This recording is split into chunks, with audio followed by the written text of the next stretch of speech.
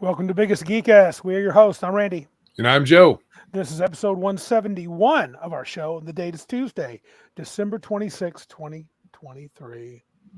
And we have with us a special guest, David Guyll. How you doing? How was Christmas? I'm doing. It came and went. Okay, that doesn't sound too big. exciting. Pretty matter of fact, nothing too exciting at the Guyll household. Well, we're out in we moved several states over, so we don't know anyone out here. Oh, But bummer. we kind of like it that way. Oh, you like it? Okay, you like out by yourself. Want to be left alone kind of people, huh? Fair enough. Yeah. You got a pretty good crowd. Looks like Patrick Demo, Mac Thompson, Martinson, Mr. Boivan, howdy, Shadow and Sun. You got a good crowd showing up today. I didn't see who else got in the house. That might have For been some reason, one. folks are talking about J. Scott Garrett. Right. Oh, geez. He's not going to ever be on this show. So No, unlikely. But yeah, we did you get any? We did. Did you get some gaming done this past? You didn't game at all, did you? This past week, Joe? no, we played Friday. Didn't we play? What was that? Wasn't that this past Friday online, or was that Maybe Friday it was. before? Oh, Friday before.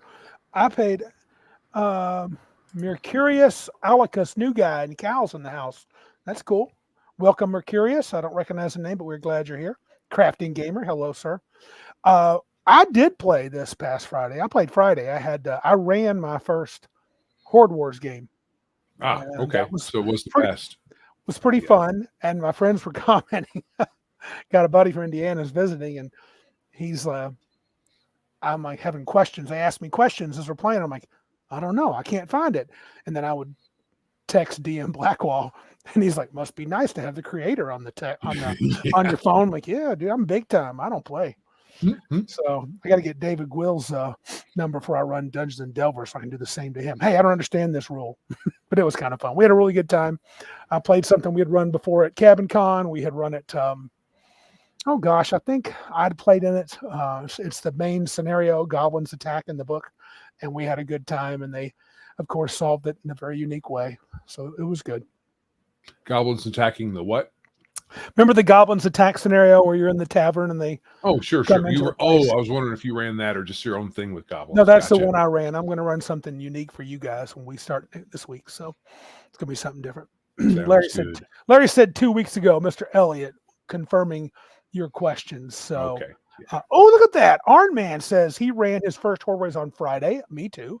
Went well. Rules went smooth. I didn't create a tough enough encounter. Yeah, I just ran the one straight from the book, Arnman, and it went pretty well. I rolled pretty low, so they ended up not fighting too many nasty creatures. So they got to have some randomness in the setup of the game, and so they did pretty well though. But I thought they were going to be in trouble, so they split the party, and that was a little dangerous. So did it right though. But happy holidays now because we're past Christmas, I guess, to folks coming up. And I had a good Christmas. Joe was over for a while. We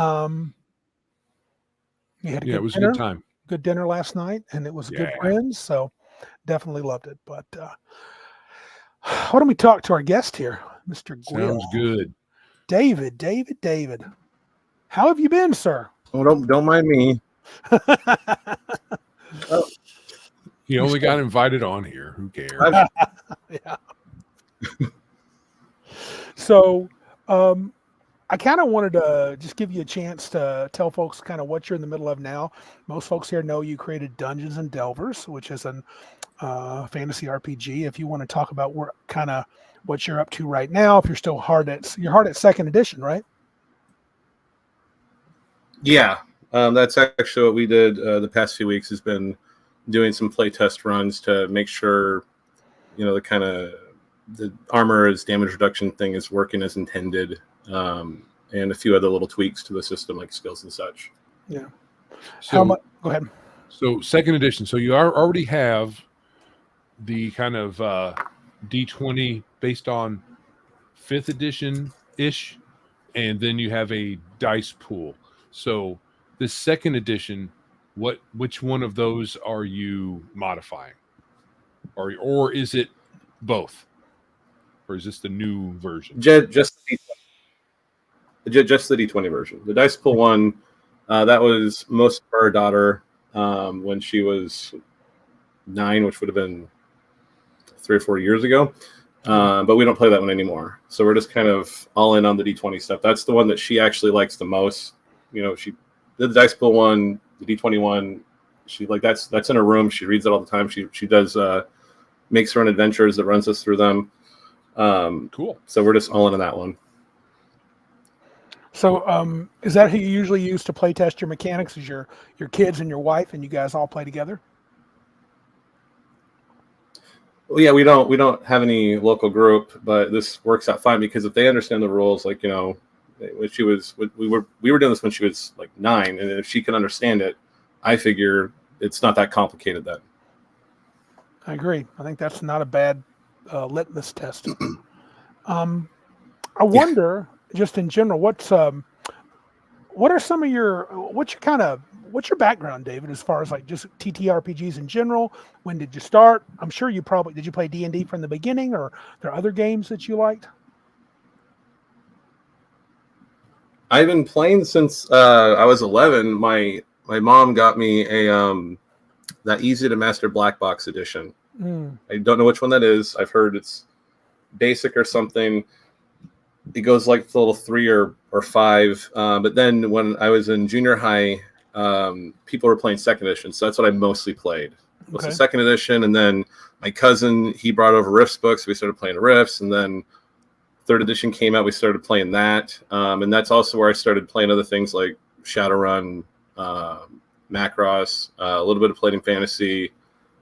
We even tried. There was a Dragon Ball Z RPG that we played for a very little bit. Right. Some White Wolf stuff. So we kind of all over the map, but then really, you know, D&D's been the one that's always stuck. Right. So would you say, short of what you're working on, would some D&D version be your favorite TTRPG? Not counting Dungeons and Delvers. Would you say some D&D game would be your favorite? Yeah, out of all the official versions, I would say the one that I would have the least issues with is third edition, which some people, they don't like it. A lot of numbers. I disagree. To me, third edition felt like kind of a streamlined second edition, which would be my favorite one there with all the settings and stuff. So right. Third edition would be the one that I think I would have the least issue with. Yeah, I think settings are my favorite. We had a super good time with second and third, Joe and I in our groups. Probably I had the most love for one of those two at the time I was in it. When my desire to play third is a little less now, just because of all the moving parts. But I think that's just because I'm old. I don't think it's a knock on the game. So, well, yeah, I was really into that one, early 20s. So I think that was, not 40 now. So maybe nowadays, if I hadn't already played it a bunch to know how it works, I think nowadays trying to learn all that might be an issue.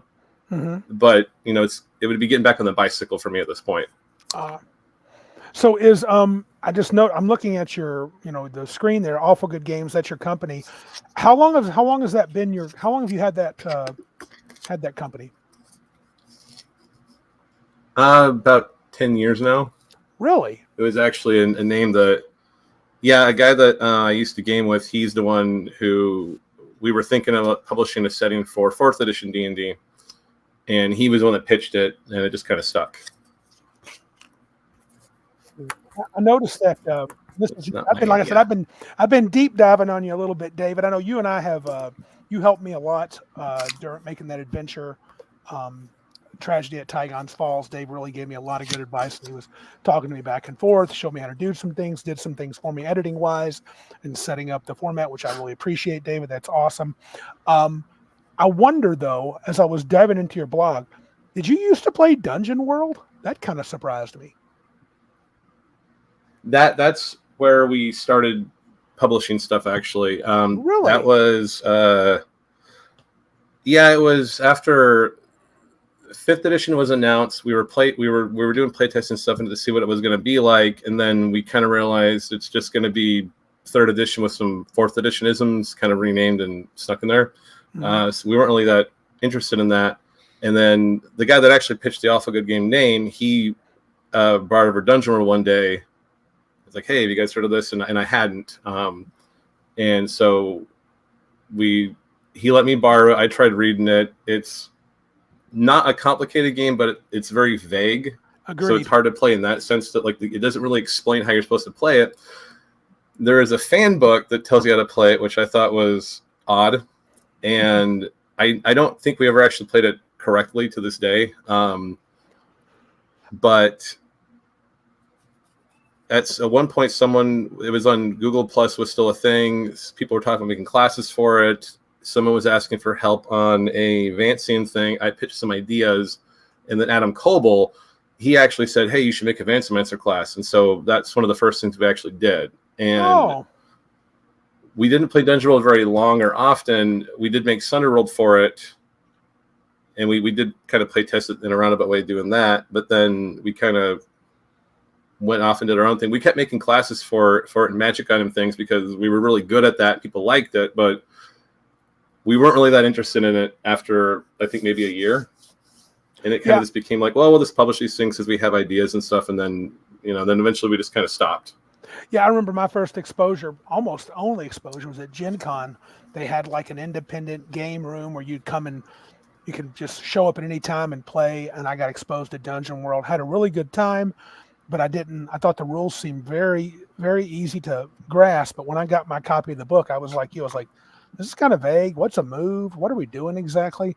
I think the writer had his own idea of language that he thought would be clearer to people than it was. I'm guessing anyway. I don't know. But I didn't think it was bad for a dungeon crawler. You said moves. I thought it was. That reminds me of a system where everything in Dungeon World. Oh, right? Isn't that? I can't remember the system, but everything's a move. Kind of like that, yeah. Yeah, everything you do is a move, and everything you do has to kind of be shoehorned into a move. Which, for a game that's billed as it's a story game, it seems really artificially restrictive. Because I remember when I tried playing it online with someone, and we were fighting the monster. I don't remember what, doesn't matter. I just like, well, I'm just going to go hack and slash it. And he said, well, no, what are you going to do? And I said, well, I'm just going to walk over and hit it. And he was like, okay, that's a hack and slash move. And it's like, that's what I said. Well, you're not supposed to declare your move. You're supposed to say what you're going to do. And it's like, yeah, but so I have to describe what I'm doing. And then in a roundabout way, you're going to arrive at the move that I'm trying to do. Why are we doing this? Cut out the middleman. That's what I'm doing. And it seemed really bizarre. And like everything you do, I want to go get information. Well, the GM's got to find a way to either shoehorn that into a move, or he has to make up a move on the spot, which can take a while. And it's, if we were playing D&D, I want to go gather information. Okay, make a streetwise check. We're done. And that's it. There's no, hold on a second, on a 7 to 9, I got to pick this or that or whatever. It's very cumbersome to me. We have a question here in the chat. Patrick Demo asked you this, David, and it leads us into design. David Guyll, what is the greatest challenge of game design in your opinion? Any advice for another game designer? The greatest challenge. Yeah, that's a big one to open up with, huh? For me, it's, if you're talking like about the whole package, it's organizing the information and art. But if you're talking about making a system from whole cloth, then I would say, like we started with 4th edition D&D, and then we got rid of everything we hated about it, which was almost everything, but we kept the D20 mechanic. That was easy to build on. If you're going to make your own core mechanic, I think that would be a difficult thing to figure out in a way that where existing systems kind of did a lot of the legwork for you, but, I want to do a D20 mechanic, but what's the math going to look like? What about monster math? Make sure it's all working as intended. I would think that would be the hardest thing. Because we've tried to do stuff like, let's do like a dice pool thing for it. And then, okay, do we want to count successes? Which I think that's how Shadowrun worked. I wanted to do a wound level thing. Well, I've seen White Wolf do that, but in the D&D context, how would I make that work in a way where like monsters aren't overpowered, things aren't too easy, things aren't too hard? That would be challenging, I think, to fully flesh out and implement. Do you personally have any advice you would give a game designer starting out? What's a big now? I think I could quote you, David, but I won't because you tell me this a lot. I'm wondering if you'll remember. You make the game that you want to play. Right, my boy, David. That's right. That's good. Don't see. Some people will say like, oh, don't make another D&D clone. No, make another D&D clone. If you want to play like second, third, fourth, fifth, but parts of it they don't work the way you want, then get rid of those and then put the thing in you want and then play it a bunch to make sure it's working as intended. But you make the game that you want to play. Don't try to go, well, D20's been done to death. Dice pools, I got to think of some kind of weird, I don't know, trading card mechanic to do like, no, that's weird. And the thing is, I don't actually like those bizarre mechanics like special dice or whatever. Yep. Really, if I'm going to buy a game, I want, to the setting thing is good to have, like, interesting things that aren't just like, okay, it's pseudo medieval European D20, but I've changed, one or two things. If that's all you want, then I think you just house rule D&D just to do that and you're fine. But if it's not working, then, break the whole thing apart, build it from scratch. Like we did the random spell drain. We did armor's damage resistance. We changed the race mechanics, the lore, all the spells are all redone. Everything's different. So we can't just say, oh, our game is just third or fourth or fifth, but here's a house rule document. You're good. It won't work like that. So I was looking at that with the spells. So you don't have a level requirement on the spells, which I thought was interesting. Mm-mm. But what seems to be the controller is either you have to have prerequisite spell talents to get to a particular spell that you might want, and that's kind of a limit. But the other thing is the drain. So you could potentially pick a spell that the dice range for the upper limit of that drain is beyond your, say, willpower for the wizard. Then it hits your wounds and vitality, and I can't remember the exact order. And you could like knock KO yourself on one casting of a spell, and which sounds cool in a way. You can go Nova and then pass out, but that seems kind of like a limiter too. You look at the spell, and you see the drain, you're like, oh, I only have 6, so this probably shouldn't choose this one. Well, the other thing is that if you take a bunch of drain and you run out of wound points, your spell doesn't actually even go off. So you can't just say, well, screw it, I'm gonna do 10d6 drain. I'll just go Nova and then I'll die or whatever. If you fall unconscious, you don't finish the spell, so nothing happens. That's so true. You can gamble that. I forgot about that caveat. Yeah, that's true. But you could go down to one. You can go down to like a sliver, like you have one little piece of skin left, and just enough to get the spell off. And then if someone comes up and blows on you, then you pass out. Yeah, you can do that, but it's a risk. So looking at the drain, you have to compare that to what you have and choose wisely. Yeah, and you can kind of, what we usually do is go like, well, the average is this or that. Let's try to cast it, and maybe you'll roll. I mean, we've had kids, they've rolled really bad, like, oh no, 12 points on a 2d6 roll. Whoops. Ouch. What were you? And this has come a couple of times in the podcast, and you've had comments on it, which I really appreciate, and others do too. And Joe and I have gone back and forth on this. I'm not sure where Joe stands, but like setting or mechanics, when you were developing Dungeons and Delvers, did you focus more? It sounds like you seem like to me you really like the mechanics side of things, but was your setting? Do you have an implied setting for that game, or is it more just your interpretation of monsters and that's it?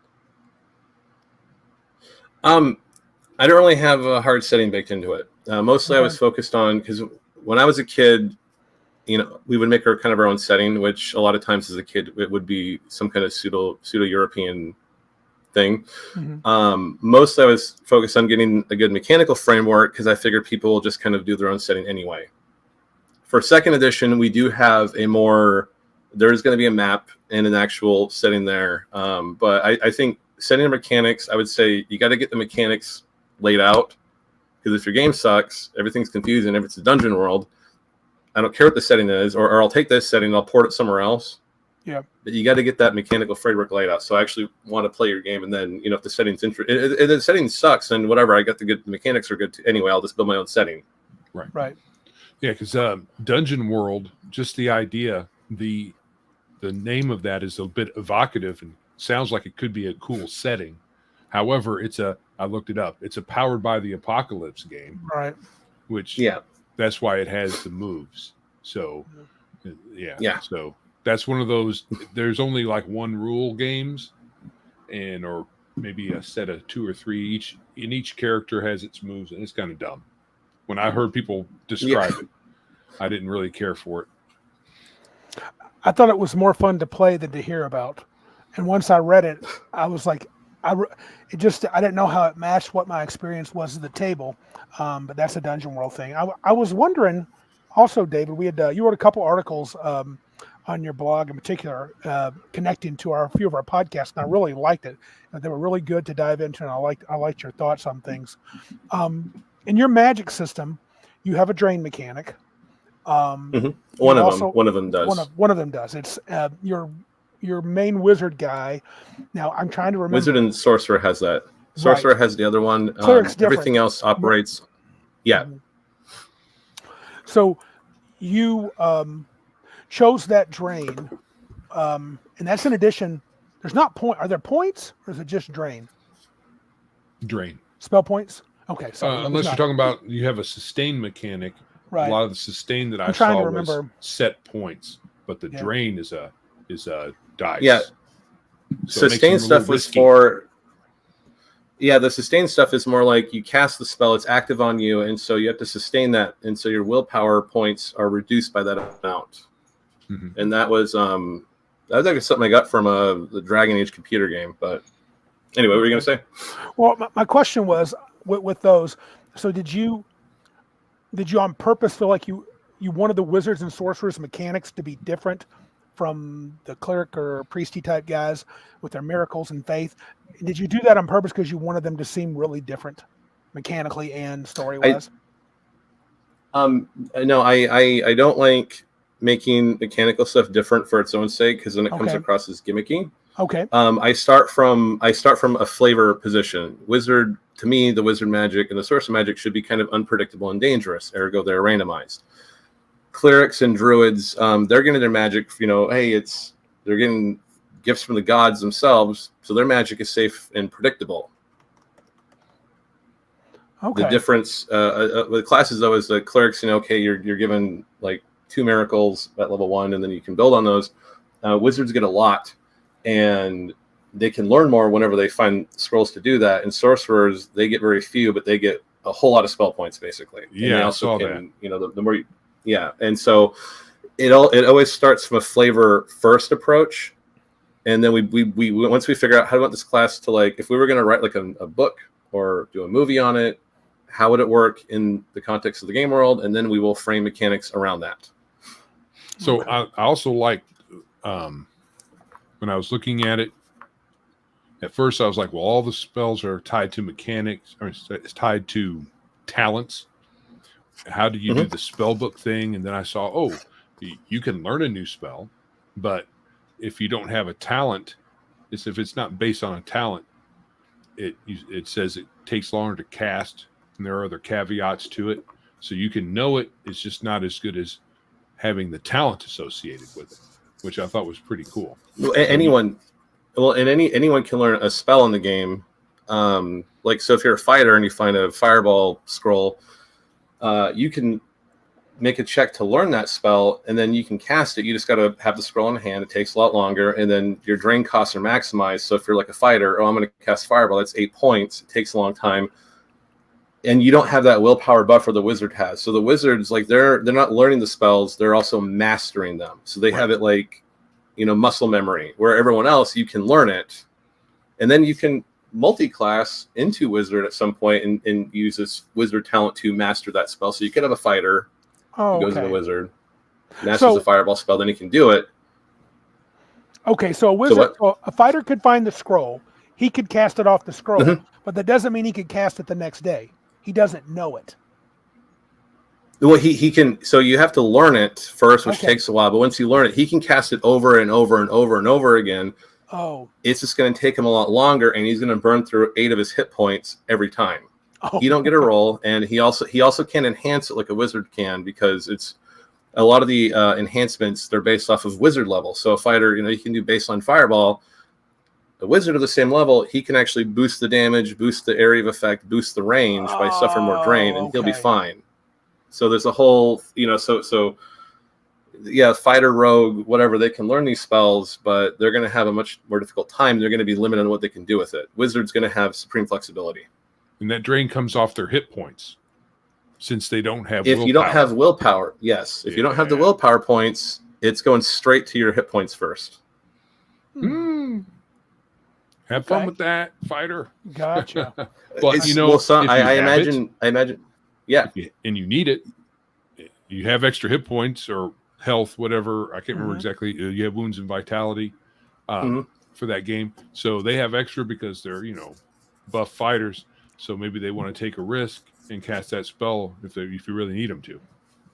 Well, if they get the drop on enemies, yeah, okay, there's a bunch of guys over there. Fighter could be like, I'll just throw a fireball out. Or if it's a utility spell, like way later, if you get teleport, maybe the fighter could do that. Although he can't enhance it, so he can't teleport very far. Right. So scrolls aren't like in D&D, if he casts it from the scroll, he has to learn it first. The scroll doesn't burn up then, like in D&D. No, because that didn't make any sense to me either. I know in older D&D, there was a whole weird thing where, like, if you were a wizard, you found a scroll, you could copy it in your spell book, which would destroy it for some reason, but then you could copy spells out of your spell book back and forth freely, and that wouldn't go away. So what we did is scrolls are scrolls, but then there are magic scrolls, which those ones, that has a spell baked into it. Those ones, anyone can use them. They cast the spell, which has been pre-enhanced as well, and then those get destroyed in some fashion. There's a whole table that tells you how do you activate it, how does it get destroyed. Those are separate things. Right. Okay. So you have the one-shot item as well as the more useful, durable item. That's cool. You don't have to find a whole wizard spell book to find a spell, especially with this fellow over here or over there that, never put spell books in the adventure, even though there's wizards all over the place. I do it everywhere. They all have spell books. There's also tables in there that let you roll up a spell book as well. So if hey, Randy, if the players kill a wizard, you don't have to go. You can just roll really quick. He's got this in there. And, that was a big failing in the old game. Yep. They had lots of other random tables in the back of the DMG, but I think the biggest problem Randy had was he didn't want to go through all the things and write everything down. I think if you had a table that you could roll a few times and have a randomized spell book, that would be cool. That would have been fine. Yeah. I mean, because it wasn't bad. If I had Joe only remembers that he thinks I never gave spell books. I did, but if I used a module, don't lie, Joe. If I used a module with a wizard, it would be. She's shaking his head. I'm not sure if you can see it, David, but he can't be pleased. So anyway, if you had a module with some players, right? Some players did, but this guy, I've had 40 years, man. I still can't make this guy happy. But anyway, in the module, they have the wizard spells that they have selected because they had memorization. And I would say, well, they're in the spell book. You can have those. Yeah. And that would be it. And Joe's like, that's all he has? I'm like, yep. Which makes no sense because he's a 9th level wizard. He's probably found some spells beyond just what he prepared for that day using D&D approaches. I wonder, David, with your system, do you find everybody casting spells a lot? Or is it really the fighters in your games tend not to do that very much? So oddly, not oddly. My wife and kids, they don't care to min-max, or they're not aware of doing it. So I've never actually had any of them sit down and go like, I'm playing a wizard. Hey, you guys want to read my book and try to learn the spell? Because it takes a while, and you got to make an ability check to see if you can do it. They never try to do that, and I've never really thought about doing that either. And when I've done play tests where we did games up to level 17, no one thought to do that either. Really? Yeah, because as a wizard, you could make a scroll. Can you make scrolls as a wizard automatically, or do you have to pick a talent? No, you can copy it. As many times as you want, which you could do in older editions as well. Although they make you do the you got to spend gold and for special inks and papers or whatever. But no one ever, I did have players in our the playtest campaign from back like in 2017, I think. One of them was a heavy min-maxer, and there was a wizard player, and none of them thought to do that. And yeah. But the thing is, it makes in game, it makes sense that you should be able to do that anyway. You know, like to and again, in third edition, you know, if you had two wizards, they could swap their spell books and then, you know, duplicate them that way if they had, you know, spells that they'd overlap. Right. But I never really had a problem with it. You know, like, yeah, like one of the wife playing a fighter, she could try to learn, you know, spend weeks or months learning all the spells. Oh, it takes you know, and then the long. combat, she won't. It could take well, you got to like do it for at least a week, I think, then make a check. It might be a month, I forget. In second edition, I changed the way the formula works. Mm-hmm. But it does. It's not just like, oh, I'll just spend a day trying to learn it. You know, you got to take a while and then make an Arcana check, which, you know, fighters typically don't have, so they're probably going to fail it anyway. Then they got to put more points in Arcana to try it again later. That's the whole thing. So in most of my games, it wouldn't be that big of a deal because I don't give my players a lot of time. No, I tend to put a lot of pressure on them to do things. Things become urgent. Urgency is high in most of my games. Right. So, are you? I have a. I thought I wanted to. Hold on one second. I thought I had one more question I want to ask him about. No, it's not. It's not a spell thing. Do you have any more magic related questions, Joe? I don't think so. No. Okay. I do not. David, should we expect in the second edition many changes to the magic system, or is it going to stay pretty constant, or you're not ready to share that yet? I'm getting rid of sustained spells, and I'm changing it so no spells have prerequisites anymore. Oh. Instead, I'm doing it where, like, let's say you learn Fireball. What Fireball does, so I guess what I've been doing now is there's a blinding flare spell, and that just flashlight blinds things. And then instead of making like a separate spell that does something different, there's a talent you can take that requires that you've mastered blinding flare that actually lets you do like a fire nova type thing. So now every base spell will have certain things, like almost like spell secrets, like your wizard find a way to modify that spell. So I'm going that route instead. And then we're getting rid of the whole, you know, D&D, divination, abjuration, evocation, that's all going away. Wow. The spell structures are going to be different now. Clerics are no longer an adventuring class because it doesn't make sense for clerics to go adventuring. No, so if the cleric is an evangelist type of cleric, going adventuring would be like diametrically opposed to what they're supposed to be doing that way. And if they're supposed to be like tending their flock in town, also you're not doing that by going adventuring. Yeah. So either way. My rationalization was, you know, hey, you're a cleric of Palor. Let's do, you know, D&D god Palor.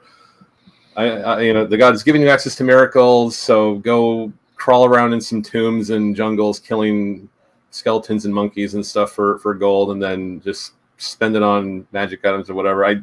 That doesn't make sense to me. What a god would be like, yeah, that's why I gave you these powers. Right. So clerics exist, but they're not an adventuring thing. They're like, you know, you go to town and you can get blessings. They can, you know, there's like a whole list of different holy waters you can get. They're going to be more like that sort of thing. You know, you're going to want to donate to them. Players will have an incentive to actually be religious if you're not a cleric, because then you can actually try to pray for minor divine blessings. There's a whole system for that thing. Okay. I feel like that's going to make more sense. Yeah, go to the temple, throw in some gold, and get some bonuses. That sounds cool. That sounds like a cool mechanic. Not bad at all. But even out on the field, you know, if you can make a charisma check to try to pray to a god and maybe, you know, give yourself a damage bonus for like a few minutes or so in combat. If you fail, though, you know, that's the god, you know, okay, well, you're on your own for a bit, so you're not gonna spam it all the time, and you know, it might not usually nothing will happen anyway, but it's something that players can do. And if you donate to temples, you do good things for that, you get a bonus on that prayer check as well. So again, players will have a reason to go to temples, donate, do stuff for the clergy there, things like that. Get some reputation with them. Yeah, there you go. Mac Thompson seems worried about clerics being removed from play. He said, I bet I know why he's worried. Why is Because that? where's the healing coming from? Yeah. You don't see that you in our game you don't need a cleric for healing, and the thing is in Delver's first edition you never need it anyway because of the vitality system and alchemical potions, which they're kind of spendy. They heal 1d6 wound points at a rate of like 1 per round. We're actually going to change that though. So now the more potion, I had this mechanic early on where the more potions you drink, you can poison yourself doing that too many times. So you don't want to guzzle back a 6-pack all day. But if you do the hit point system right, you don't actually need the cleric. And a lot of times when we have players playing clerics in our games, no one has the healing domain anyway. They go with war domain. They go with fire domain. So you can't heal by default as a cleric anyway, so it doesn't matter. Oh, okay.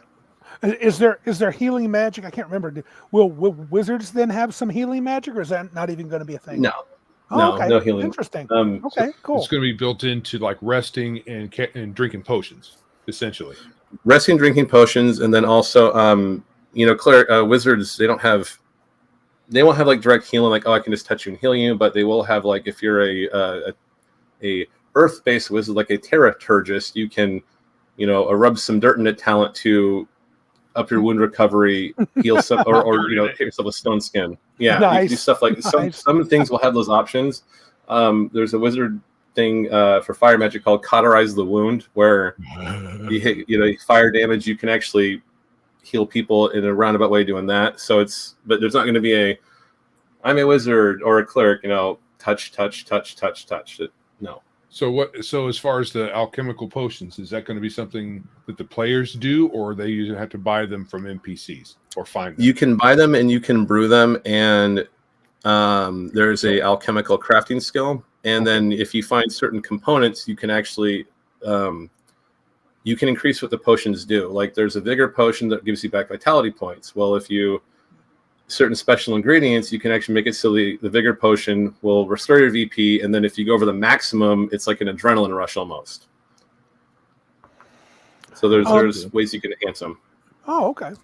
Do you? I can't. I'll be honest, David. I've not read all of Dungeons and Delvers. I've been focusing now more on Horde Wars, but Dungeons and Delvers just sits there calling to me every time I walk by, and Joe wants to slap me in my face because we haven't played yet.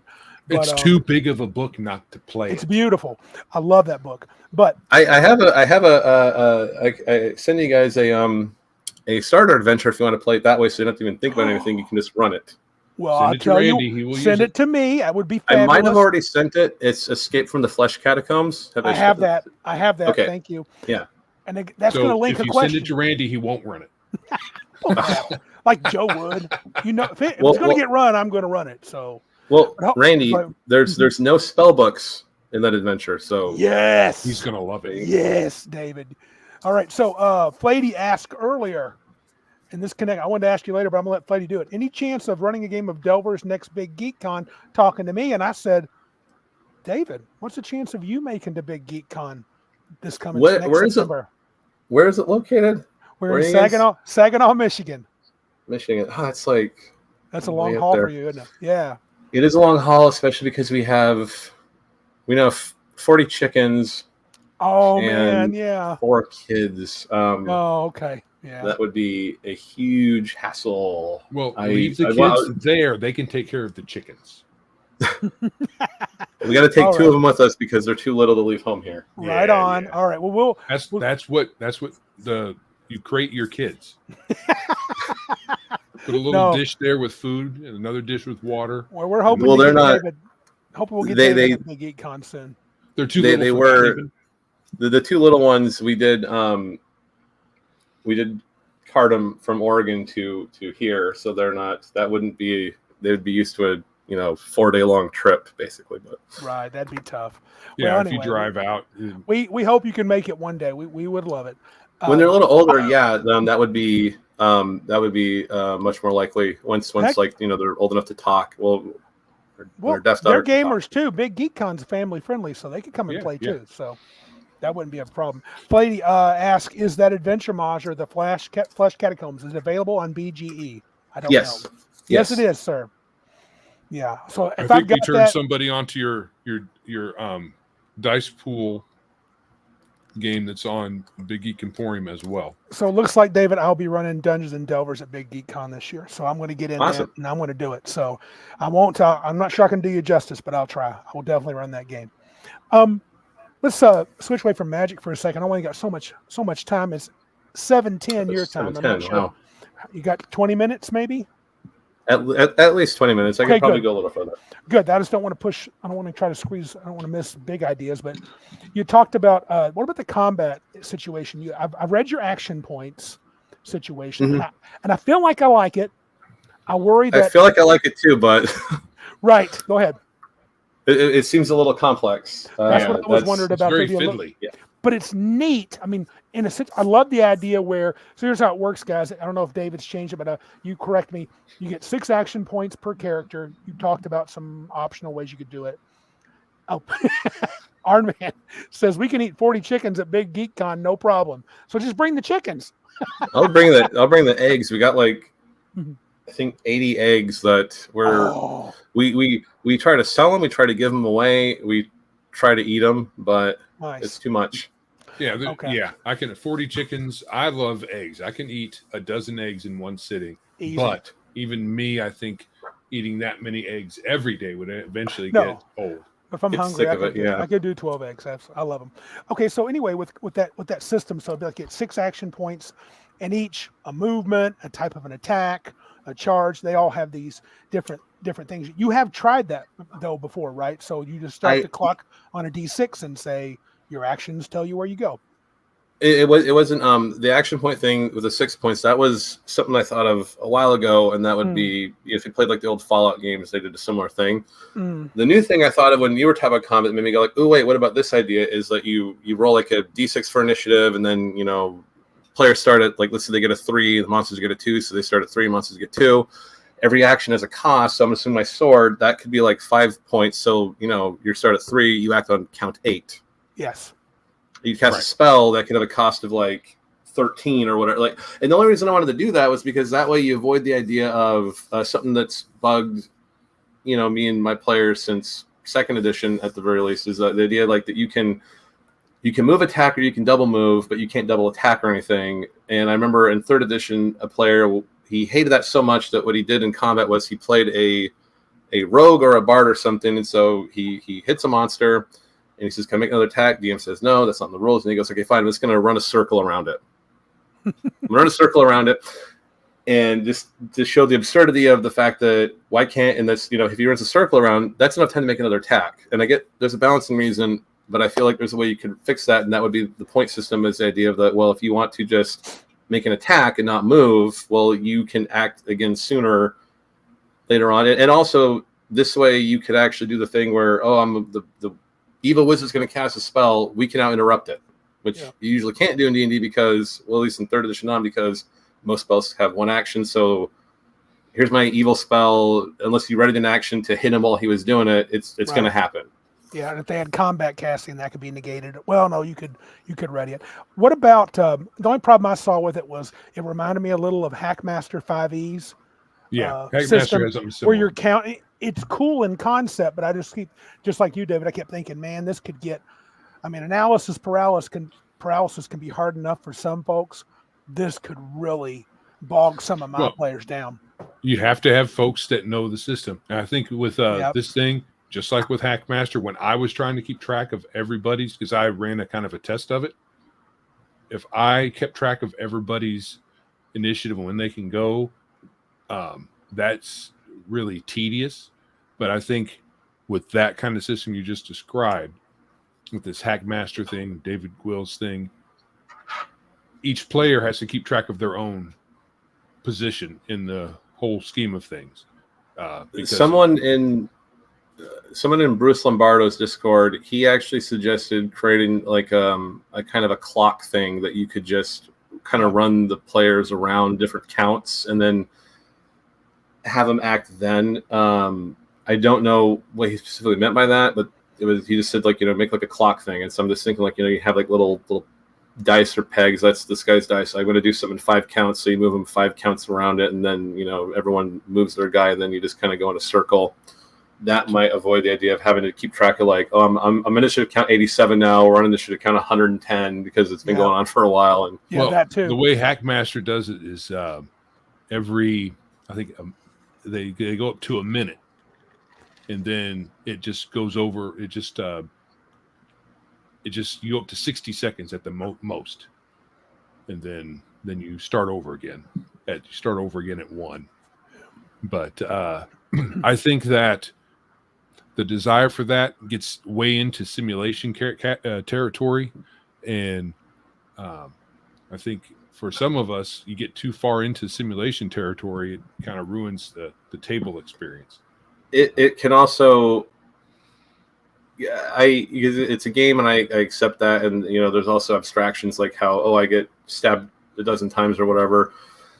There should be a lot of infections and organ damage or whatever, and you don't want to deal with that. Armor is another issue where like we have it so plate armor is like DR10 now, and you can roll over that to bypass it, and honestly that doesn't make any sense in real life because that's not how plate armor would work. No.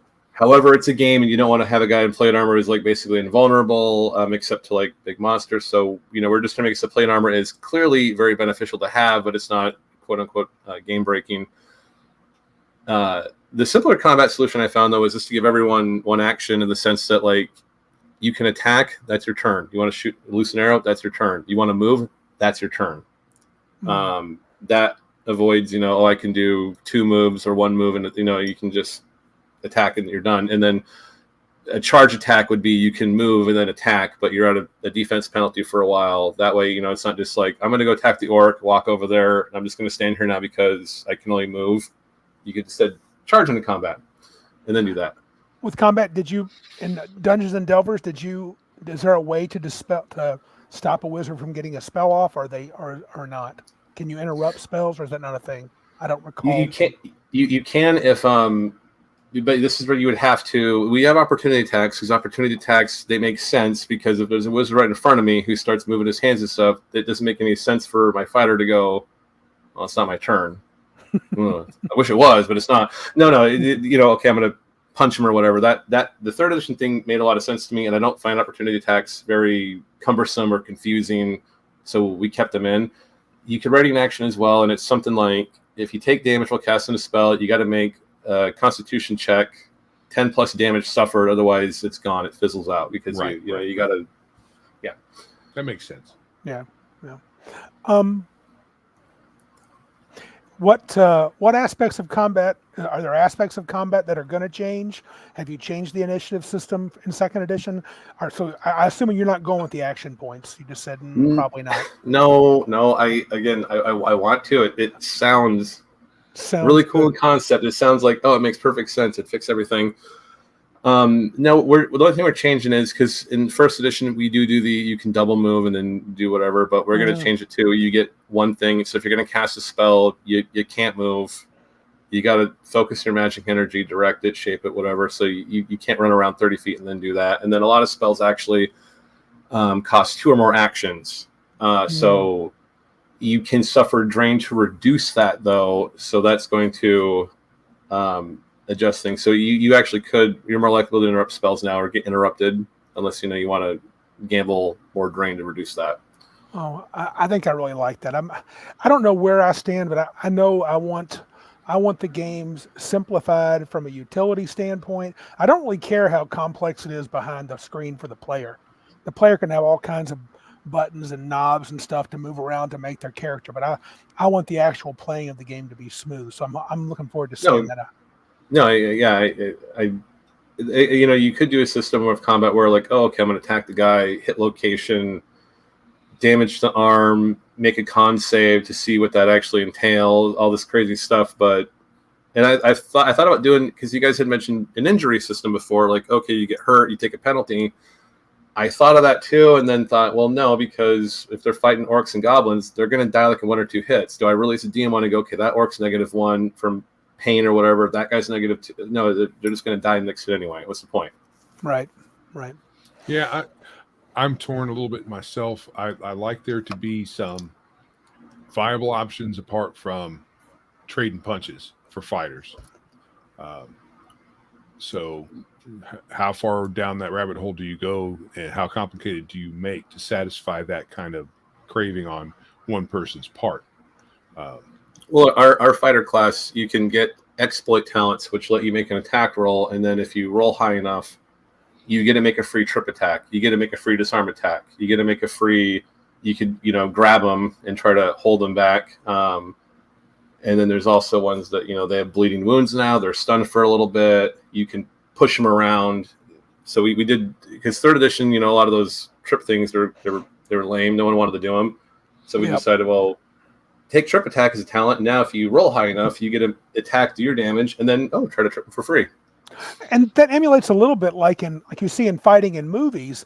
Fighters aren't constantly tripping each other, but a guy gets a good hit and goes, "Oh crap! I knocked that guy off balance." Then he sweeps his leg. That's better. I think that's better. Well, that's also where we went with a flavor first approach. Well, how would we model combat in a more dynamic way where different things happen? You get a good hit in, maybe you can push him back, or you hit him really well and you can knock the weapon out of their hand. We try to model that. Right. Cool. I don't know. I have no more questions on combat or game exactly, but I was going to move into our last phase of questions. I don't know if Joe has more he wants to ask about gamey stuff, because I want to talk more about the hobby in general and get some of David's thoughts.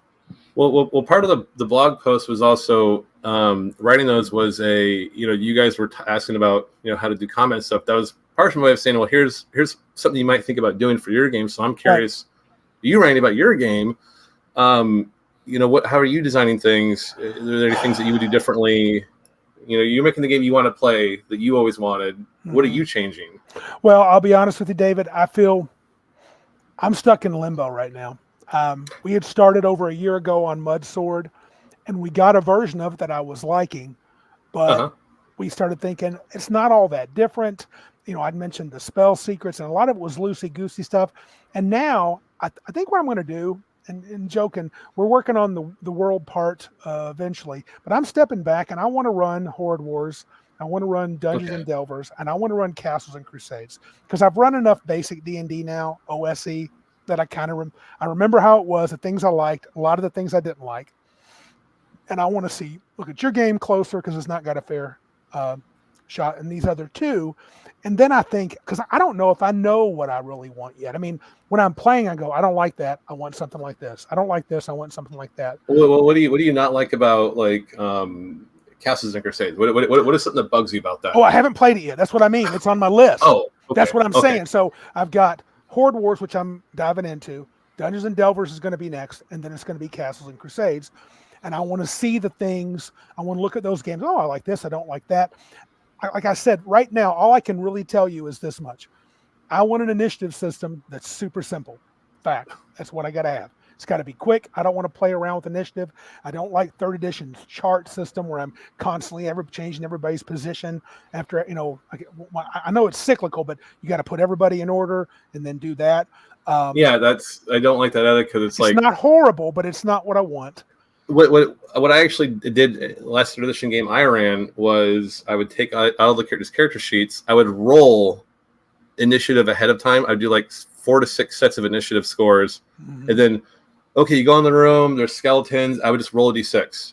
Okay, you go. Yeah, and so I would just roll that d6 every time, and then every session I'd do a whole new set, so it would keep it fresh. But the thing that we just do is roll a d20, and we just do it by sides. Who gets the highest? Okay, your side goes, and then the other side goes. That way it's because I don't want to go, the dragon rears back and everyone roll initiative. Let's spend 5 minutes tallying things up and sorting. No, that deflates the tension and the excitement. That was one thing I forgot. I'm glad you brought that up.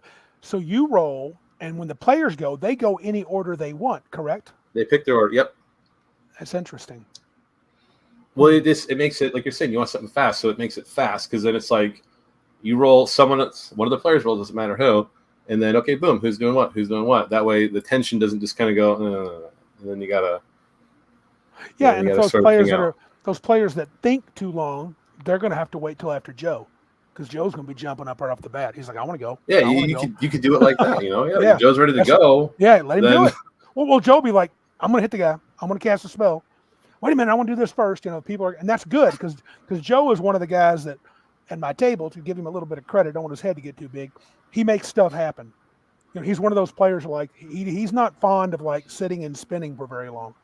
For better or worse. Yeah, for better. Yeah, the stone sits on the pedestal. Everybody stares at it. Joe goes, I grab it. What are you doing? There you go. I'm making something happen. I'm an adventurer. You got to instigate things. You got to keep it going. Because I've done with players like that where it's like, there's a door, and what do we hear? What do we see? What do we smell? Can we see through cracks? It's like, oh my, it's a door. Oh, what are you guys doing? What are you doing? Everybody looks at the door like a cow at a new fence. I don't know what to do. Yeah, but David, I can't really give you much because honestly, I put the rules part to the side. So initiative is one. It's got to be fast. Another thing is the spell system. I can't say that I hate Vancian, but it's pseudo Vancian. It doesn't work like that in the books. Okay, I'll take your word for it. But the way D&D does is not my favorite. But spell points are interesting, but I need to see your drain system. I need to see how the other systems work, and I might find it even more enticing. So I think spell points and the initiative that's quick. I'm currently fond of Horde Wars version of initiative where you roll initiative and whoever gets the highest, they go first and you go around the table clockwise. That works really nicely at the table. But that's all I know because I've kind of gone back to the drawing board. So I wish I could tell you more, but I can't. I can't tell you yet. I'm not where I need to be at all. So. Well, and it sounds like that if your spells are going to be largely like the names, division of spells, levels, that's all going to be the same. You just want to make a spell point thing. That really does sound like you could just say, here's my Castles and Crusades spell point handbook thingy to just get rid of all the spells, but here's them spell pointed, and that doesn't sound like it needs a whole new game for that. Same thing with initiative. That's also easy, unless they have like, third edition had different initiative feats and abilities, which that would be rendered useless in our, because the way we're doing it, you don't use Dex or anything like that. It's just straight D20 roll. So Dex has no factor in that. Yeah, I want to answer a question real quick before I go to this last part. Mac Thompson says, yeah, except that can end up punishing the player who might play well, but needs a little longer to figure out his or her actions. Now, yeah, I mean, a little longer is one thing, Mac. I agree. I'm talking about people that just stare at things forever. I mean, at some point in combat, you have to do something. And once you get past 30 seconds or a minute in the middle of a fight with orcs, just do something. I've had players who just always want to do the most maximal thing every single round. I'm like, don't do that. It's just taking too long. But I get where Mac's coming from. I don't want to punish players that need. Steamroll people if they take. Yeah, Joe wouldn't just. Sorry, Mac, you're too slow. You can't go first. No. And then Mac's like, well, I'm thinking of this idea. And Joe's like, okay. It's just if you're sitting there and spinning your wheels forever, he'd be like, come on, somebody do something. And that was actually a 4th edition D&D thing because, you'd play with, when we first started playing it, it was the minis and the maps. And it's like, okay, if I go here and I shift to there, it would drag combat out forever because players, they would look like a chessboard. And then I actually started running it without the mapper minis, and that sped things up a lot because now no one's trying to do the weird little dance around monster thing and getting in position and stuff. It's like that's so annoying. Oh yeah, gotta avoid an AOO. Or the character types that can cast any spell of the level that they know, so they pull out the player's handbook every time it's their turn, and which one of these 50 spells am I going to cast this time? Or which one of these 100 spells out of 3 different books am I allowed to do now? Yeah. So that's no good. No. And that the problem with that is partially the player, but also partially 5,000 spells, which is kind of stupid. It's partially the system for making that rule in the first place, and then you get a new book with. Because I know there was a cleric. The cleric had access to every spell of a level in 3rd edition. So I'm gonna, I got a new book. Okay, I'm gonna pray for spells out of player's handbook, complete divine, whatever, and it just gets on and on and on and on and on. Yeah, that was actually worse than the wizard because the wizard he could like a spell in another book, but he just picks them and that's what he gets and he knows them. But a cleric, he had to know all the spells that were, or they felt like they had to know them all. And I was like, dude, just pick a few, just go. Any other questions on the system? I'm sorry, David, I didn't give you a good answer, but I'm just not sure where I'm at right now. I'm kind of and the thing is I'm very curious to see what you've been doing with it. Not that much, though. Okay. I can say when we were playing OSE, I was doing a lot of changes. I mean, I was a fan. I used one saving throw. I like just a saving throw. I used things like a lot of freeform stuff I was doing in play just to sort of test things as we went. Well, that's a good start. You changed initiative up a couple of times. Changed initiative a couple of times, yeah. And the thing that's a good start. And with Delvers, it did take us like 3 years from running 4th edition as is, getting rid of almost all of it, trying different things out. So you said you've been at it for a year. That's not an abnormal length of time. So don't feel like, oh, you're taking too long doing it. Just keep at it, and then if you're running OSC and you don't like it, make a note. I hate this. I hate that. Yeah. And that will give you a baseline, and then you can look at it, and go, okay, well, I don't like all this stuff in here. Does this warrant a new game? Right. And that's how I would approach it. Yeah, I think that's probably how we're going to go. And I don't imagine we're going to have a nice, big, awesome, thick book like yours when we're done. You don't need a big, awesome, thick book. You need the game that you want to play. Right, exactly. But we'll see. Who knows? I may end up getting one it may end up be more than I think. I don't know till I get there. So, right now. Well, and I can lay it out for you if you want. Yeah. All right. That's my dude. It'll be bullet points. The game. That's what Joe wants. There's bullet points all the way through. Yeah. Maximum literary efficiency. I use a lot of bullet points too, so it breaks things up. I agree. Okay. It is 7:30. I'm not trying to get rid of you. I just don't want to keep you too long. I have a couple more questions, but they're not directly game design related. Do you have time for them or not? Yes. Okay. No one's come to get me. I haven't got a message saying, "Hey, I need you to wrangle our daughter." So we're going to get into the opinion thing. So, what are your thoughts on the state of the hobby of TTRPGs right now? What are your thoughts in general? When you say the hobby, you mean like the traditional tabletop side of it, or like are we doing story game crap in here, or what? You can mention that if you wish. It's up to you. Most of my RPG stuff gets filtered through Twitter and a bit of there's a OSR group on Facebook, so. Mostly all I hear about is like, I hear about Horde Wars, which is fine, and then, Horse Girl and stuff like that. So, wow. I don't know the state of it anymore because like I used to be a part of G+ groups. So the overall picture is, I think it feels like it's been the same. You have people that, they're passionate about making games, and they just want to focus on the game side of things, and people that are making their weird fetish stuff or propaganda things, buy our game, not because you're going to play it, but because we have a bunch of ugly lesbian art or whatever. And I feel like that's been the way it's been since like 2014, maybe. Okay. So I think it's still got the same mixture of people that actually want to make games because they want to make games, and people that want to make games because they want money and attention, and for people to tell them you're a good person. Yeah, no, virtue signal seems. Our hobby seems rife with that. I noticed you use a phrase like in your blog a lot, what you call trash games. Vapidware trash game. Vapidware trash games. And you put one of the games I like on there, man. ICRPG. But when I say I like it, I've really had a good time with it. But and now you talked about Mork Borg and several others. What was the more recent one? Troika. I had about 2 minutes with Troika. It wasn't my favorite. But my question is, I can tell you why I don't like Index Card, and I don't own it, so it's because of Professor Dungeon Master did a review on it, and someone posted that in the Facebook group, and I watched it, and it sounded really stupid, really stupid.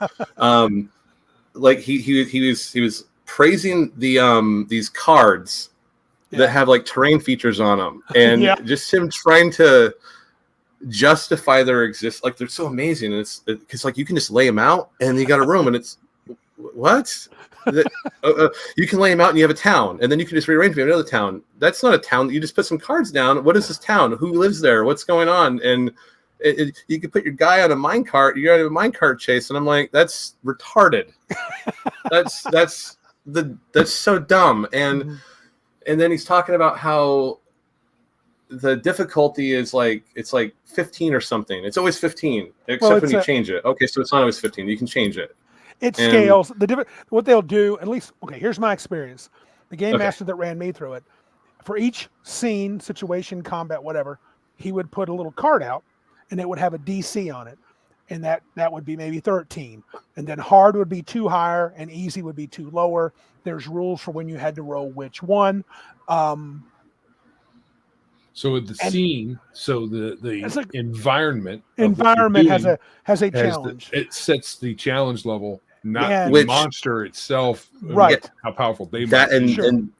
And that is why I think that is phenomenally stupid. Like we're fighting goblins. Well, the scenario thing says DC, so they're all DC 13. It makes you think of 4th edition, where like if you play 4th edition D&D, you fought a level 1 goblin, it was level 1, but level 5 you fought level 5 goblins. So all their numbers went up and all their damage went up. So it didn't you level up. It didn't matter because you're level 10. There's level 10 goblins now. Oh, okay. So we're playing like Skyrim, where every monster just levels up with you. So what was the point of leveling? And so that was really dumb. And then the characters, you didn't level up, you got more gear. And I remember the fighter class, his gear is he gets like a rock he can stick on his sword, and it gives you like an accuracy bonus or whatever. And I thought, well, that's dumb, because why can't I just stick rocks on all my weapons? Why do I have to have a special super what's this rock? Is this a rock? And it was really dumb. And then you had coins you could trade. Like you actually had these coins that you could give to other players to, I forget what they did, but it made me think of Super Dungeon Explorer, which is a board game where you get princess coins that you can use for extra lives. And this whole thing seems so metagamey and stupid. And I wonder, what was the point of it? You take D&D and you just go, okay, you don't level up. You just get magic items, but they're not magic items. You get a Randy. You got a scabbard. It's just a scabbard, but if you draw your sword out of it, you get +1 to hit. Why? I don't know. It's just a dumb item gimmick thing. And you're fighting a dragon. It's DC 13, not because the dragons.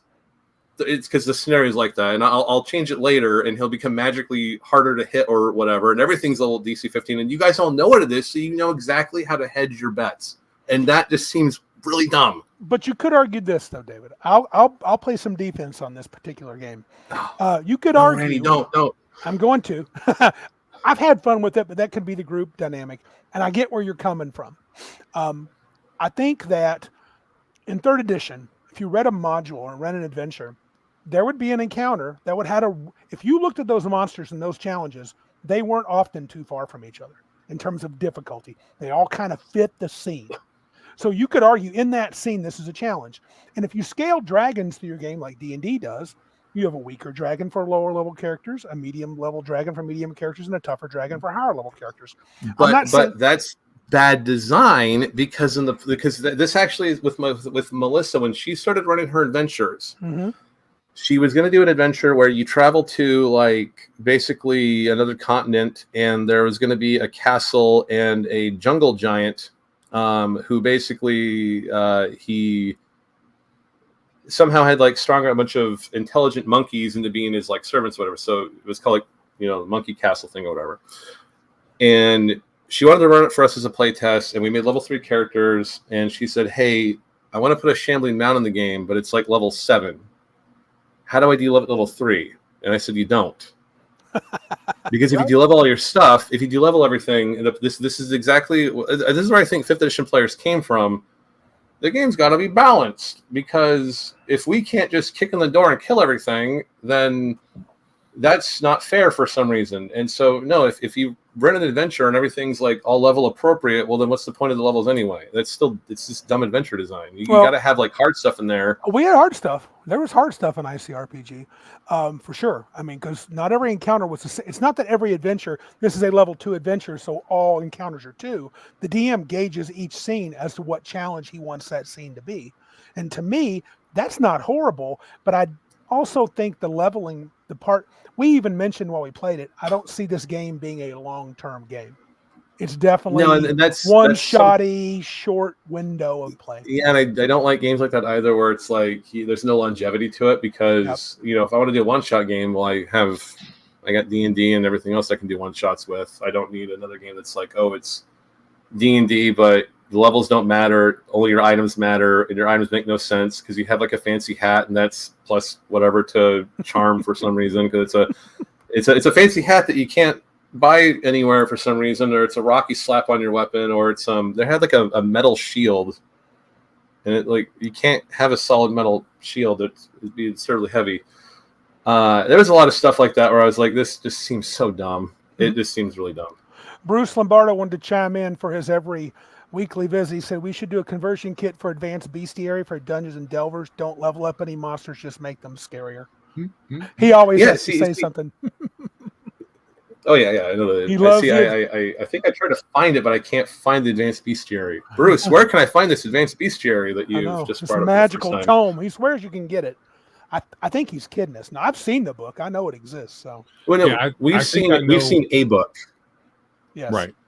I think I know the source of ire for a game like ICRPG. Mm-hmm. And everything is super vague. The whole game is based on vagaries. Not as vague as Troika. And Troika. Troika. It's a game where you can go to. It makes you think of like a hodgepodge of Planescape and Spelljammer. You can get in these golden sailed barges that are never explained in the book. You can travel, Randy, to other planes of existence. Imagine if Planescape was like, hey, Randy, it's a game where you can go to the planes of existence. Oh, how do I do that? Oh, we're not going to tell you how to do that. No, it'd be like, that's you figure it out. That's what I bought it for. That's specifically why I bought Planescape. and then none of the gear has a price. So I'm gonna buy. Oh, and there's no treasure. There's the adventure in the back, which was really dumb. Where it's like you're at a hotel, you're trying to get to your room. That's the adventure. You're trying to get to your room, and you can get There's one piece of treasure I remember that you can get. It's like 2d6 pence or whatever. But okay, what am I going to spend on it? Nothing has prices. Magic Bean, our buddy Ben, don't take it personal. He ran that adventure for us, the hotel one. We played in it. It was crazy town. But we did have some fun. But I'm not going to say David's fully wrong. Troika is not up my alley. I see RPG I can handle, but I would never run it. But I would play it. To me, it's tongue in cheek. Let things kind of go loose goosey. I get it. If it's not your jam, I get that. If it was a board game, because like I played Zombicide. I played Zombicide Black Plague, the fantasy version of it, where you can get items that you can get food that you can eat for experience points, and I think even drink water for experience points at some point. Super Dungeon Explorer. It's fantasy. It's a JRPG beat 'em up board game where you can punch potions and hearts out of monsters to heal yourself.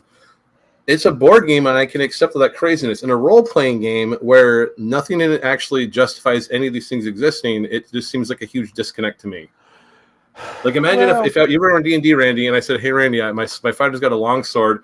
I'm going to tie a rock to it. I should get +1 to hit. You'd be like, what are you on about, dude? Oh, but an index card, you can do that. Yeah, but I'm never gonna let that rock thing go because it wasn't even explained as a magic rock. It's just a normal rock. No, it's not quite that. I mean, somebody told you the wrong thing.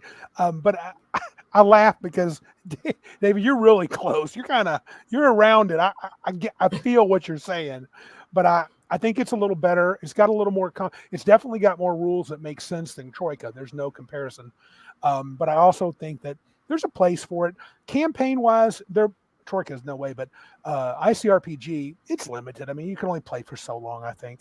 It would run out in terms of options because it's just a list of things. And it's kind of fun. When you roll a 20, you get a special experience point thing. And once you get 10 of those, something cool happens. But, I mean, it's pretty. You could put that into I could put that into a D&D game and just run D&D. Right. And then there, my level up actually matters. My fighter, he got better at fighting, not because he started gluing rocks all over himself, but because he got better at hitting things. Gluing rocks. That'll be a magic item in Mud Sword. The glued rock. Mud sword. The mud sword. It needs to have the titular mud sword. That needs to be the most powerful in the game. It needs to be an artifact. Yes, a dancing Vorpal that works on command at all times. +5 death. So yeah. I think the problem with a lot of these games like this is people who don't like gamey games want the games to be, it's a story game instead of a gamey game. And they want to take out almost all of the rulesy stuff because they think that's better. And it may be better for them. They may love that kind of stuff. Right. Some people do. They to them it's more about the too many abstractions. Role playing and everything's abstracted. Too many abstractions to the point where like in Troika, if you're gonna like, oh, I fell. Well, what do I do for falling damage? I'm gonna hold my breath. How do I? What rule is there for that? Like, how long can I do that? Because and you could say, well, how long can you hold your breath for? A good rule would say, give you a baseline. So like, you could figure out, how long people hold their breath. Well, there is like an average time. You could use that as a baseline and extrapolate from there. How long can you go without water? How long can you go without food? Those should be in the game in case that happens. Because if someone has to make a ruling on the fly, do you know how long people go without water on average? I think you can. Can't you last like 3 or 4 days and that's it? The rule is depends. It really depends.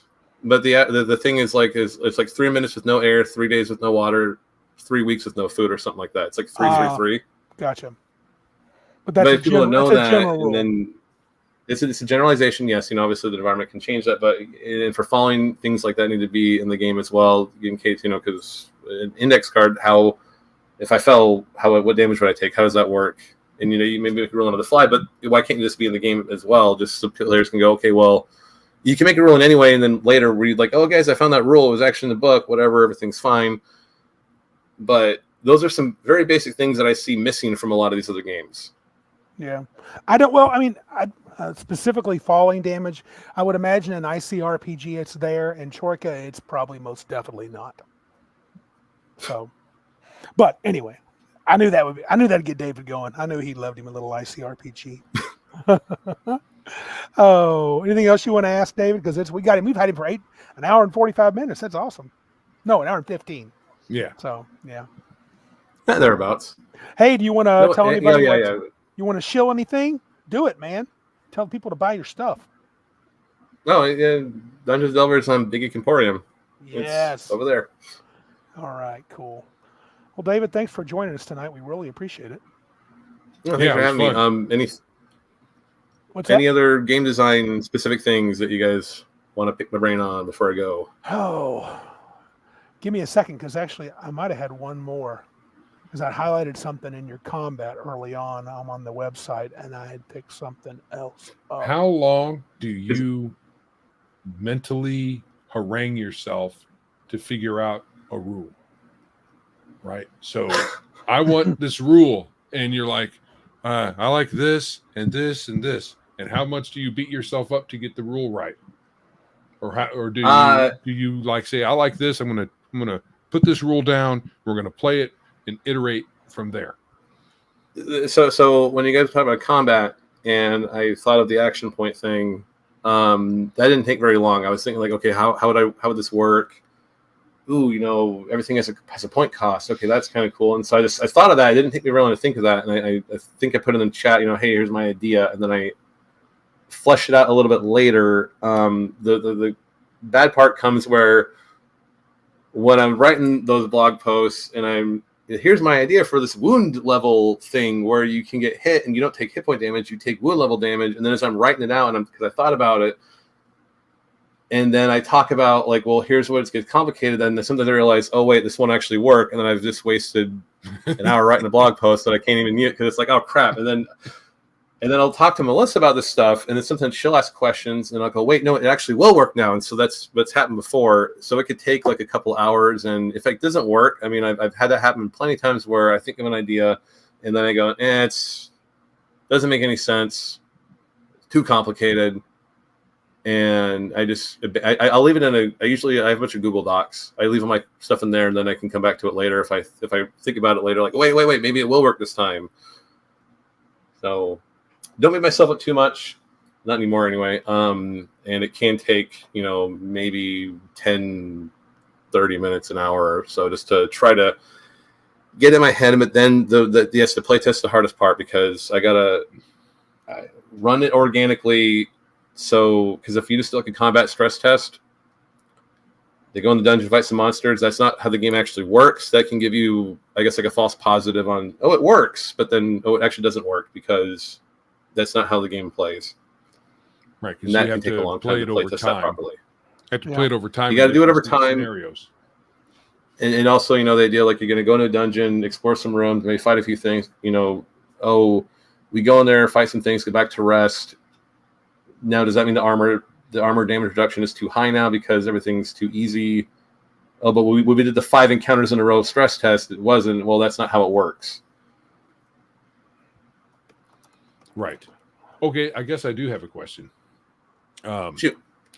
Are you keeping the long rest, short rest deal? No. We're probably getting rid of vitality points. Oh, really? Well, okay. So short rest. People hate it. Actually, why do you hate it? I should ask that before I say anything. Okay, short rest, long rest. So the reason I hate it really is how a lot of DMs implement it, which is you never get a long rest. Who would do that? Okay, so maybe Randy. So in Delvers, I see a lot of people don't like short rest, long rest because they think of 4th edition and 5th edition, where long rest is all your stuff back. It all comes back. Everything's magically healed. And then short rest was spend healing surges or hit dice to regain hit points. Right. In our game, it's you get 3 per day for short rest, 10 minutes, 30 minutes, 1 hour. It takes progressively longer to I'm getting tired. I got to rest a little longer to heal up for it. Short rest only heals vitality points, and you have very few vitality points. Long rest is incremental wound point recovery, like 1 per level or something like that. So you usually can't just max out your health, and the short rest is just you get that little vitality buffer that keeps coming back. So that's another reason why healing magic wasn't so necessary. So I like kind of the idea of the short rest because it's like taking a breather. I got to take a breather. Yes, I'm going to sit and down that's for where you a get few your vitality minutes. points back. Right. So I like that, but sometimes when they talk about the short rest and long rest, and they give the DM the latitude, which it's your game, you run it the way you want. I get that, but put spell books in. Right. So a Right long on. rest That's what I'm talking mechanic often works in such a way that you could say, yeah, you've been because it's more of a story beat idea, right? Mm-hmm. So you don't get a long rest, even though it's been a whole month since you're kicking around for a month, and the DM's like, yeah, you don't get a long rest because it's not good for the story. Even though you've rested in an inn, you've slept in a bed, you've eaten lots of food, and actually in Delvers, that stuff increases the wound point recovery. So players have an incentive to rest in inns and eat good food and stuff like that. You just got to rest for like 6 hours at a block, and then you get the long rest benefit. So if you're walking for a month, you had to have long rested it, unless the characters didn't sleep and literally didn't stop doing anything for a month. Yeah, but some of these games that use the long and short mechanic, they make the long rest part vague enough so that the DM can just say, "Oh, that's dumb." Yeah, no. I mean that's what 13th Age has got. No. Joe's talking about 13th Age, and I agree with him to an extent. I don't think 5th edition doesn't 5th edition actually call a long rest 8 hours. Maybe that's for us. Long rest is just did you sleep for the night? You long rested, you're good. Don't worry about it.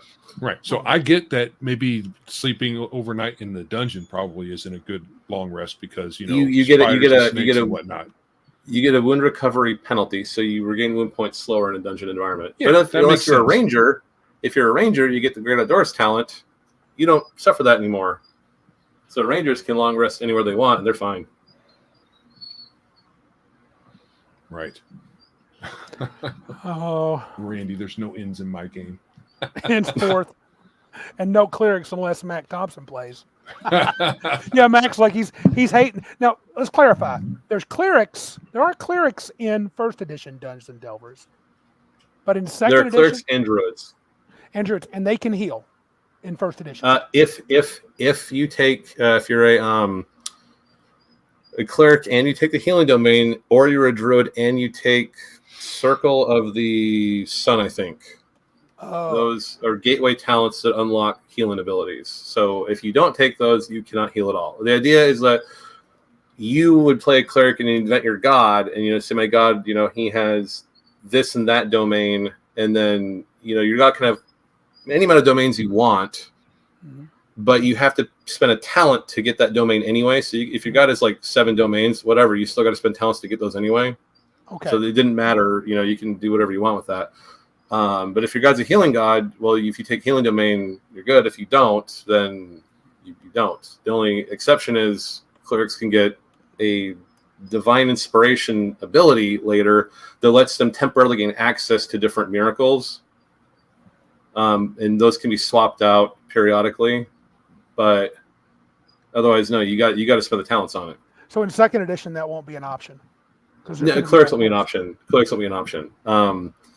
But we're also changing healing. We're getting rid of the short rest thing. That's going to be more, fatigue is going to be a bigger deal. Okay. To deal with, and that's going to be a penalty to things if you're too exhausted. So you're going to still want to rest to undo your fatigue levels. And when you rest, you make a constitution check to see how many wound points you get. And so using like medicine kits, healing ointments, eating good food, those all boost your check to see how many wound points you get. So that's going to make wound recovery a little more unpredictable. And I think a little more, I guess, quote unquote, realistic. So, if you're suffer from infections, poisons and stuff, those penalize the check. So you're going to, players will have, incentives to go rest in civilization in a good inn and eat, fresh food and things like that. Because right now, like in D&D, there's no there's costs for good food and good inn rooms, but what's the point? They don't do anything anyway. I agree. That's always bugged me. It just ends up being a money sink. Yeah, but see, that's again, I want to make my own game. That's what I want. Well, that's something that always bugged me. Players have no reason to do these things. Yeah, I want to give players a reason to do it without overtly bogging the game down. Again, I don't want to do like hit location injury checks for different parts of the body. I don't want to do that stuff. That's too out there for me. Right. Yeah, and that's why I think, although I like the idea of 2nd-by-2nd tracking of combat, I think it would the play of it would be too cumbersome. Yeah. I still want to try with my kids because again, if my 12-year-old daughter, if she can hack it, then I'm just getting too old. That's me then. The mechanics sound, but if she's just like, what's going on? What am I doing? Then okay, Right. Oh, okay. Well, David, I think we're about there, Joe. I got nothing else for him. Not right now, but I soon will. I'm going to be picking his brain more. But David, thank you for being on tonight. We really appreciate it. Thanks for having me. Everybody, check out Dungeons & Delvers, available on Big Geek Emporium. And hopefully you guys had a Merry Christmas. We did. It was awesome. Did. Most absolutely, I did. And I hope you and yours enjoy the new year and take care of them girls. And you got a girl and a boy, right? 2 girls and 2 boys. 2 girls and 2. All right, a nice big family. Nice little even split. Hopefully, in a few years, Big Geek Con will still be going on, and we'll get you over this way. Maybe one year. That'd be awesome. It's your family's very representative. What's that? What's that, Joe? What'd you say, Joe? I talked over David. What did you say? I was saying once the kids are more self-sufficient, then we can drive on up there without having to haul them along if they don't want to come. Right on. I was just saying he has a very representative family. He does. That'd be cool. Be great if they all came and played. That'd be awesome. Yeah, all right, sir. 6 people just from the one family. That'd be cool. You could just run a whole 6 game. tickets. 6 tickets. Have my daughter run my daughter run a game. Hopefully by then, I'm hoping in a few years maybe we can give discounts for folks that run games. Hope we have a big enough show that we could do that. Yeah, they have to get a little bigger, but if it gets too big, it's gonna. I don't know. I want it to be nice size. I don't want it to be 50,000 people. No, I think there's little to no danger of that. Our man says, be sure to bring the 40 chickens when you come. Yeah, we got hungry men. Bring a few of the eggs. All right. Daughter's favorite ones. She's pretty much has named them all. So we'll bring some of the choice ones. There you go. All right, bud. Well, you have a good night. Okay. You too. All right. Talk to you later. Have a good one. Yep. Bye. Later. Okay, that was very cool. Good to talk. Okay, now we can talk about him behind his back. Finally, good night. I've been waiting to talk about him badly. So I was going to remember when we first had the idea of having him on, but I was going to call the episode. What? David Guyll is wrong about everything. just to be funny, because funny. He's not. No. Dude, I was gonna say David seems like his game thoughts are like right up your alley, dude. Yeah. They are right up your alley. So we got to get Dungeons and Delvers to the table. You got to get 1E to the table before 2E's out. So because I'll buy it because I can't wait. So right. But well, I think the less like 5th edition that it is, the better it will be. Yeah. Patrick says, I'd love Big Geek Con to be big enough to turn a profit and pay for the big BGE servers. That would be cool. If we could have our cost for Big Geek Emporium and the podcast covered by the money we made at Big Geek Con, that would be cool. Yeah, if we do that every year, then I could just quit. Joe could quit and just live on his computer. Yeah, live on Big Geek Emporium money, which can't happen right now. No. That'd be some tightening your belt a lot. Oh, sure. I would become skinny like I was when I was in high school. Right. All right, dude. It's a little after 9. You want to call it, or do you want to do our little short segment on we have left? Maybe tell folks to do something. We haven't told them to subscribe yet. Yeah, we don't need to because whatchamoo's it left without us telling him to do the things. I know. Because he said he was going to leave when we told him to do the things. Okay, that's fine. But yeah, we can say we can do the things. Subscribe. Yeah, subscribe, like, share, comment, follow, depending on what medium you are consuming the show on. I am trying really hard to get on X more. I'm not succeeding. I'm going to be playing the Rifts game, I think, soon with the guys from Legion. They're talking about firing that game back up, so Nightlight will be there soon. Oh, nice. Well done. Arnman says he gave away his PDF that he won last week for Horde Wars. Very nice. That's cool, sir. That is very cool. He ran last Friday like I did. I hope you're enjoying the game still, Arnman. I am. I'm excited to run this coming week. I'm going to get my OSE campaign. Do it. Just do it. Just do it, says Patrick. Don't be wusses. So if it got to like tens of thousands of people, right? Right. Where in the Tri-City area would we be able to hold such an event? It wouldn't be at the hotel we're doing it at now. You couldn't hold 10,000 people there. Oh, no way. Dude, not even 5,000. If we got 500 people, we couldn't do it there. No, we'd have to change venues easily. Yeah, no way. I'm not doing anything in Detroit. Yes, you are. No. You're going to start Saginaw is a big enough town for me to deal with. If it's Detroit, I will phone it in. All right. Okay. Well, I think the chances are good that Big Geek Con could grow this year to maybe 50 or 60 people every day.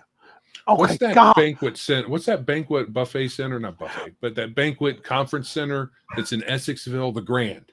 I wonder how many they can hold. Yeah. Okay. So I must have said something that threw people off, and because Patrick, no, Legion of Myth is not done. He's not calling it quits. I was talking about I may be playing in a Rifts game again that I played with those guys earlier this year. We may be starting it up again soon. That was nothing about quitting. So Larry Elliott says the Dow Event Center. Oh, okay. That's in this area. Yeah. Oh, Patrick's saying he thinks Legion of Myth is on an extended hiatus. Oh, I didn't know. Okay. Maybe that's something I didn't know. Oh, okay. I'm not sure. I didn't know. I saw something that was said, a little clip that said saying goodbye. But I thought that was just like the end clip of the show. Oh, well, crap. All right. I hadn't heard. That'd be a shame. I really like Legion of Myth. That's a shame.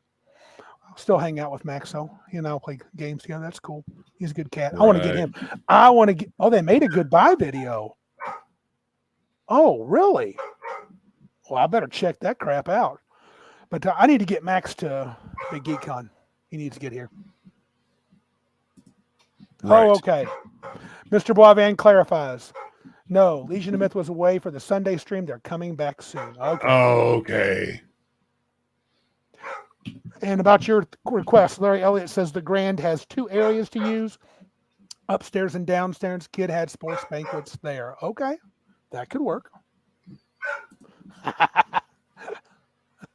Mac Thompson, is Witchmer gonna not be De Fuhrer anymore by the time GeekCon starts? Need to plan appropriate route. Yeah, I I don't gotta see know. that again. Yeah, sorry, too fast. I don't know. I don't know how long the terms are. Are they still 4-year terms? Or are Yeah, they 2? she won again, right? Which is Yeah, she won again it's because people are stupid. unfathomable. People are stupid. Michigan was and still is a pile of crap. And because of 2 cities. yeah. It's the tale of 2 cities in Michigan. Mm-hmm. Let's send sick old people to be with other old people who aren't sick yet to make them sick and have everybody die. Yeah. It cracks me up. I'm going to stop politics for a minute because we can. It's our show. A buddy of mine's like talking about moving here. He's like, no, I'm not going to because it's Michigan. I'm like, yeah, 2026 is look. I can't believe that they have so many Dems in the offices, and a lot of my friends, because people I know in the region, there's a lot of conservative people here, dude. A lot. Yeah, it's how the different districts are structured. When someone wins, they get to restructure everything to benefit their party. Flady says, can we get the teleporter fired up and running? The drive can be brutal. Yeah, he's coming from a pretty good distance. So Flady and his brother, and we had a couple, I think another guy from the Philadelphia area. So yeah. We used to be all on the teleporter invention. Wanted that so badly. But, we probably would have invented it by now, right. But we stopped talking about it. We started talking about fixing D&D. Yeah. I really wanted the teleporter to be made by now. I'm kind of disappointed. I want the point-to-point wormhole technology. None of that Star Trek deconstruct, rebuild bullcrap. I want the step through space. So, Mac is coming from North Dakota? Good deal. Son, represent. That is boss. Yeah. So this year, looks like I'm all but committed to run Dungeons and Delvers. Looks like at Big Geek Con. That's going to be one of the games I'm going to run. Which one? Dungeons and Delvers. Okay. Yeah, especially if it's easy for me to read through. Yeah, our man says so far we can get people to turn to energy. We just can't get energy. We just can't get them back. Yeah. Yeah. I think that the Star Trek version of teleportation is not going to ever work because once you disintegrate somebody, you cannot reintegrate them. I don't care what you say. But Stargate version, where you walk into what's essentially a gate, you just step from one dimension to the other. There's no disintegration, I don't think, with the wormholes. Hey, it's Joe. more of a quantum connection that you just get to take advantage of. Flady wants to make some plans. He says once you've put out the official dates, he'll get his request sent to the boss. I think we need to do our best. Why don't we try to get that done before I go back to break? I got a couple weeks. I want to sit and talk with you. Let's make a hard plan. I'll call him and then see if we can't get. I mean, how hard it will be for you to get the thing up and running with the. It won't be. Okay, good. All right, cool. So we're trying to make that for you, Flady, in the next 2 weeks. I keep saying that, but yeah.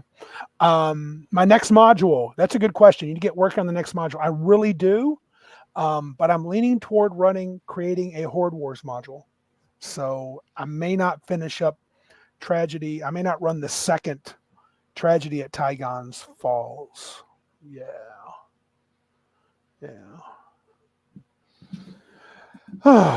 So Bruce Lombardo, there's been a couple other comments similar. Did you ever see the Prestige movie? Yeah. Teleportation works? No. It just slays this original subject and makes a clone. But that's Star Trek too, right? You're converted into energy. But the thing is, if you're going to say that the transporter actually sends the energy there and then reincorporates you some kind of way, nah. Because it does take your physical being and make it no longer physical in the way that we know. And then somehow stores all of your data of your body, your thoughts, your organs, your heart's beating, and then somehow on the other end, it works. Somehow your heart goes from beating here to beating there, even though it's no longer beating for a particular amount of time. But just for an instant, though. Sure. If your heart stops beating for an instant, you don't die necessarily. In fact, Let me stop your heart for an instant. Let me see what, and we'll see how you how do long. it, Joe. I'm gonna let you do it tomorrow. And you Yeah. fix. You were an EKG tech, so I expect it'll be fine. You'll need to get shocked. No, that doesn't really work. Anyway, no, I don't believe that will work. Okay. Take the molecular disassembly. Take it, says Mac Thompson. No. Joe won't take it. He's a wuss. Well, I won't be first, that's for sure.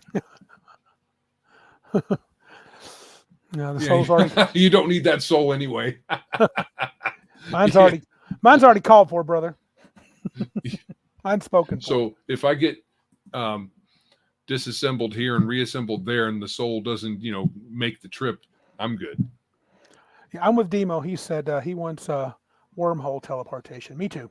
No disintegration required.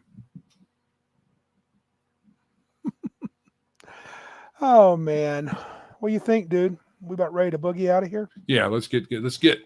Yeah, guys, it was really good tonight. Thank you so much for everything. We'll have all the links to all the groovy places you can support our show. Joe loves to provide that at the end. I don't think there's anything else we need to say, do we? No, I have nothing more to say except teleportation is a false hope. Joe is against teleportation. Yeah. Because he thinks it's false. I'm again teleportation. Yeah. You guys have a happy new year. We'll see you in a week. Thank you all for being here. And this is Randy. And this is Joe. And remember, you can't be big like us and be geeks like us.